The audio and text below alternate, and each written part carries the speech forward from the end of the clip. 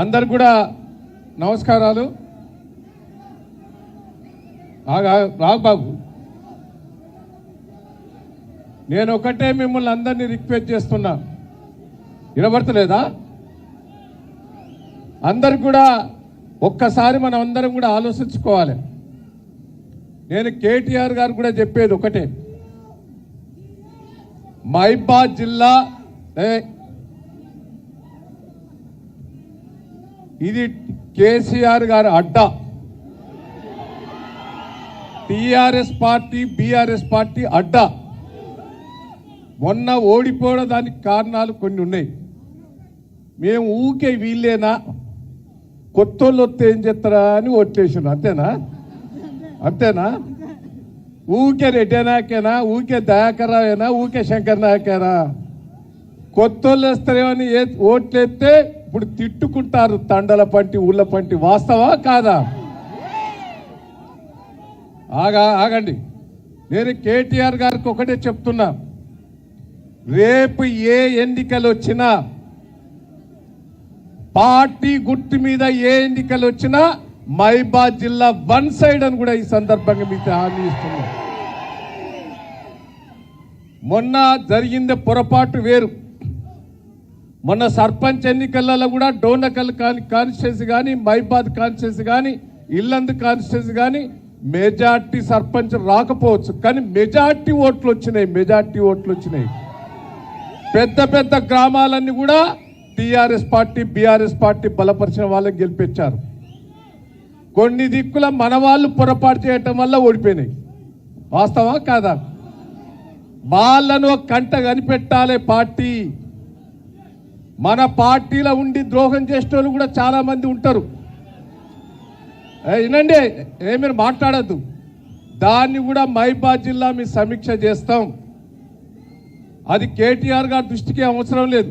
మేము కూర్చొని పార్టీ వ్యతిరేకంగా చేసిన వాళ్ళు ఎవరు, నేను ఒకటే గౌరవ సర్పంచులందరికీ విజ్ఞప్తి చేస్తున్నా, గెలిచిన ఉప సర్పంచులు వార్డు మెంబర్లందరినీ విజ్ఞప్తి చేస్తున్నా, వాళ్ళు పోర్ చేస్తున్నారు మా పార్టీలకు రమ్మని.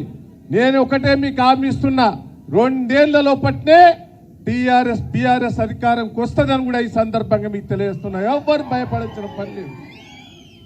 ఓడిపోయిన వాళ్ళు కూడా నేను ధైర్యం చెప్తున్నా, వార్డు మెంబర్లకు కూడా రిక్వెస్ట్ చేస్తున్నా, ఓడిపోయిన వాళ్ళు కూడా ఉంటారు, ధైర్యంగా ఉండండి.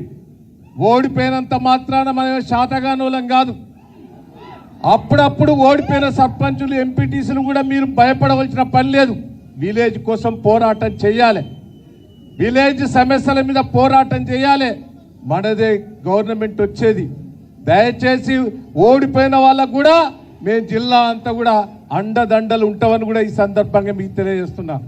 ఏ కష్టం వచ్చినా police department, revenue department already మారిపోయినాయి. ఎన్నికల ముందు ఒక తీరుగుండే. మీరు కూర్చోండి బాబు, ఇక ఇప్పుడు వాళ్ళు కూర్చోలేరు కానీ నువ్వు వద్దులే. ఎలక్షన్ల ముందు ఒక తీరుండే పోలీస్ డిపార్ట్మెంటు, అధికారులు కూడా ఒక డిపార్ట్మెంట్. ఇక వాళ్ళు కూర్చోలేరా? దయచేసి ఇక పోనీయండి.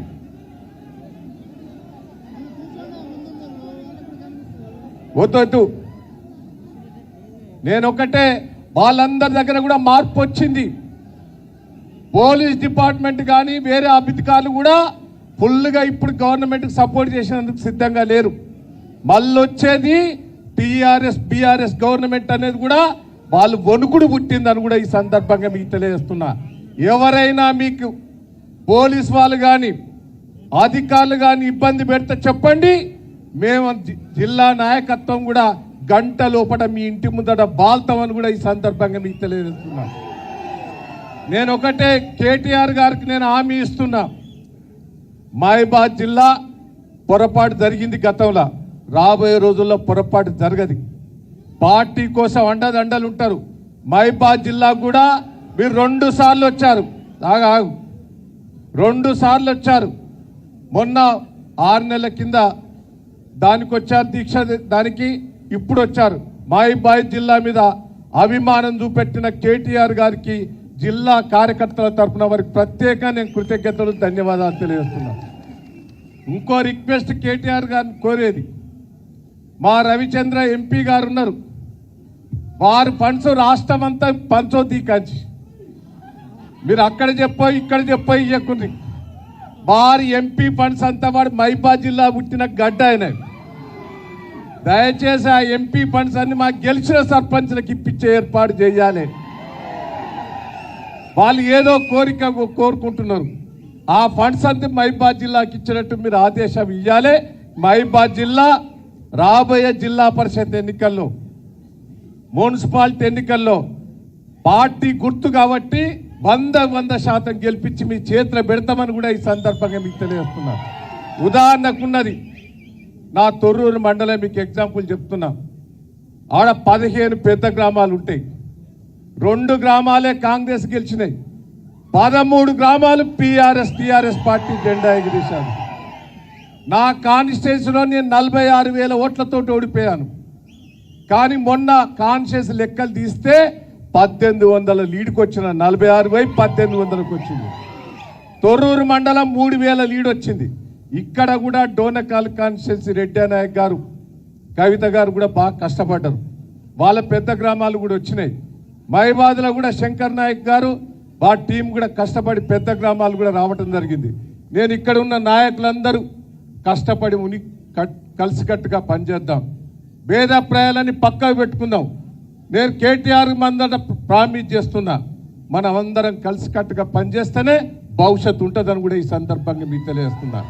రాజకీయ కుట్రాలన్నీ బంద్ చేయండి, రాజకీయ ద్రోహులం పక్కకు పెడతాం, కలిసి పనిచేద్దాం. మీకు అందరు చేతులు ఎత్తి మొక్కుతున్నా.